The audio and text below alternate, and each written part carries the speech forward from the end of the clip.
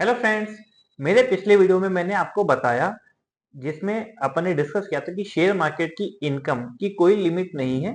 ITR भरने के लिए आपकी सभी सोर्सेज की इनकम को क्लब करके देखा जाता है। उसी संदर्भ में मेरे पास एक क्वेरी आई कि सर आपने शेयर मार्केट की इनकम बता दी और सोर्सेज की इनकम बता दी। मान लीजिए मेरे पास शेयर मार्केट से लॉस हुआ है तो मेरी इनकम तो हुई नहीं, मैं बेसिक एग्जेम्पशन लिमिट के अंदर ही रहा।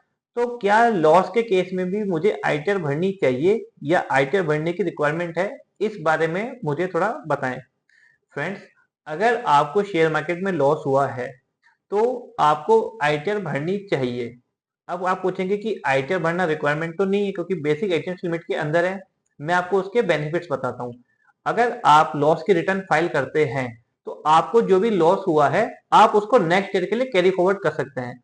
मींस आपको मान लीजिए सपोज इस साल में 1 लाख का लॉस हुआ, अब नेक्स्ट ईयर आपको मान लीजिए 3 लाख का प्रॉफिट हो गया। तो अगर आप इस साल की आईटीआर भरते हैं तो आपका जो 1 लाख का लॉस है वो नेक्स्ट ईयर में कैरी फॉरवर्ड हो जाएगा, और जो नेक्स्ट ईयर का आपका 3 लाख का प्रॉफिट है उसमें वो 1 लाख का जो लॉस सेटअप हो जाएगा और आपको केवल 2 लाख पे ही टैक्स पे करना पड़ेगा। तो ये तो पहला बेनिफिट रहा। दूसरा बेनिफिट, अगर मान लीजिए आपका लॉस ज्यादा है, शेयर मार्केट में ट्रांजेक्शन ज्यादा है, तो आप अगर रिटर्न फाइल नहीं करते तो आपको इनकम टैक्स डिपार्टमेंट से भी नोटिस आ सकता है कि आपने इतनी ह्यूज में ट्रांजेक्शन करी है।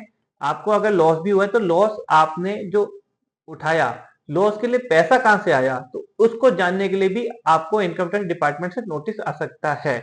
इसलिए मेरा ये सजेशन रहेगा कि अगर आपको लॉस भी होता है और आपके ट्रांजेक्शन बहुत ज्यादा है तो आप आईटीआर जरूर भरें, ताकि आप गवर्नमेंट के किसी भी प्रकार के नोटिस से बच सकें। और आपको अगर लॉस हुआ भी है तो आपके नेक्स्ट ईयर में कैरी फॉरवर्ड होके आप नेक्स्ट ईयर की इनकम में एडजस्ट कर सकें। I hope this is clear. अगर फिर भी कोई आपका डाउट रहता है तो आप हमें कमेंट करके जरूर बताएं, और इसी तरह की इंफॉर्मेटिव वीडियोस के लिए चैनल को सब्सक्राइब जरूर करें। Thank you.